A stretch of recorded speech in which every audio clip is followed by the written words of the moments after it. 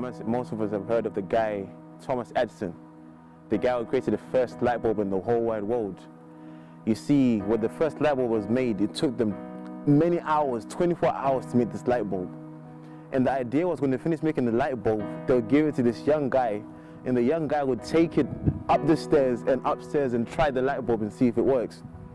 So then now the guy, they finished making the light bulb and they gave it to this young guy, then his power is then to take it upstairs.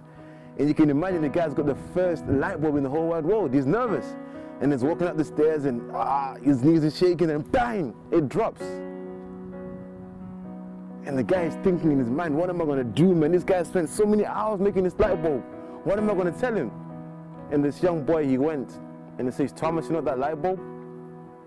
Yeah, it dropped.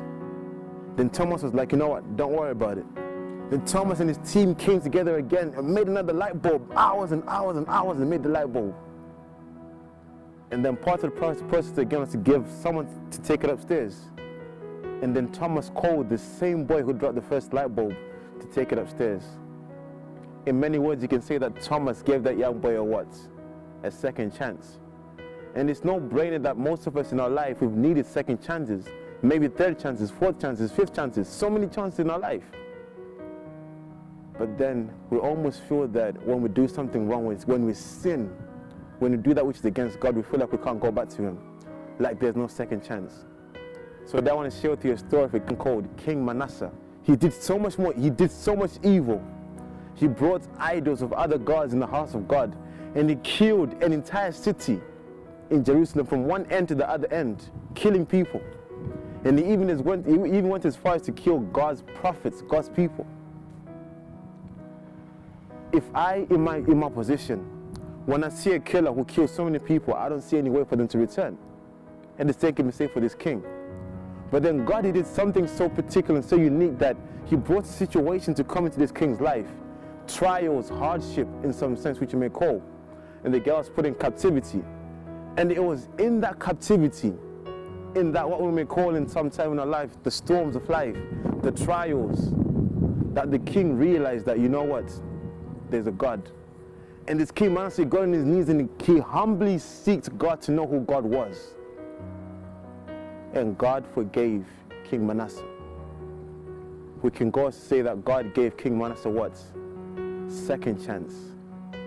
Maybe you're watching this, but I can guarantee you that you haven't killed an entire city. I can guarantee you haven't done as much as bad things as King Manasseh has done. But God, in His love and His mercy, He will forgive you. It goes as far as to say this, that what we deserve, God is taking it upon Himself. And I'll end this illustration for you today, that there was a father who had two sons. And he said to the sons, sons, don't go into the sea, there are sharks. And the sons, in their ignorance, one day, let's give them names, let's call one Billy and John. So Billy goes into the sea, he starts swimming, he's having a good time, he's enjoying it. And John sees Billy having a good time, he's like, what, this guy's having a good time, I can go as well. Then bang, they're both in there. They're swimming, they're doing whatever they want. The father comes and he sees a shark coming towards the sons, head on, boom, you can just see the fin on top, going to the kid, to the boys. And what the father did is he cut his arm so the blood can drip. And if you know about sharks, they are attracted to blood. So the father cut his arm, then he went a far distance from the guys. And when the shark could now smell or sense the blood in the water, he went bang to the father. And the kid saw the father being eaten by the shark. The father gave his sons a what? A second chance. But for that second chance to come, what did they have to do? Sacrifice. God, Jesus Christ, has done that for us. And it was when the Billy and John saw the father dying that they truly understood why the father said, don't go into the sea. And this sea can represent sin. When Eve ate the fruit, where she was warned before, but she went ahead anyway.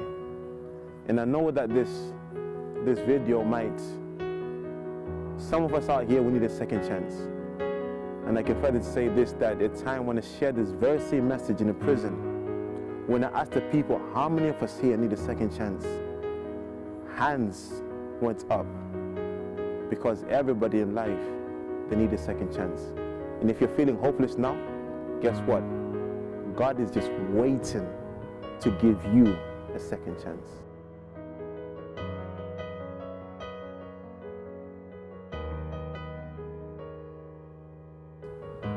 I'm out.